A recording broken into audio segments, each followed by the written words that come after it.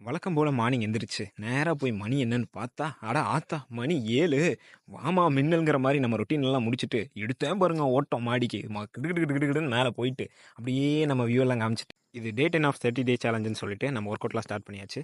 நமக்கு இன்னைக்கு cardio and core workout. Already நேரமாச்சே, பாதி எக்ஸர்சைஸ் எப்படியோ விட்டுருவான்னு நீங்க நினைக்கிறது எனக்கு கேட்குது. ஆனா அதுதான் கிடையாது. எல்லா ஒர்க் அவுட்டையும் ப்ராப்பரா செட் பை செட்டா பண்ணி முடிச்சாச்சு. அதுவும் போக இன்னைக்கு வேற கார்டியோ ஒர்க் அவுட் ஃபர்ஸ்ட்டு. சொல்லவா வேணும்? சும்மாவே அவசரம் அவசரம்னு ஓடிக்கிட்டு இருக்கேன். இதில் ஓடுறது தான் நம்ம ஒர்க் அவுட்டு. அதனாலேயே கொஞ்சம் சீக்கிரமாக வேலையை முடிச்சாச்சு. அப்படியே கார்டியோக்கு என்னென்ன ஒர்க் அவுட்னா, ஃபஸ்ட்டு ஜம்பிங் ஜாக்ஸு, 2வது பிரிசனர் நீ, 3வது வந்துட்டு ஸ்குவாட் ஜம்ப்பு, அதுக்கப்புறம் பைசைக்கிள் கிரன்ச்சஸ், கடைசியாக லெக் ரைஸ் பண்ணி கார்டியோ கம்ப்ளீட் பண்ணியாச்சு.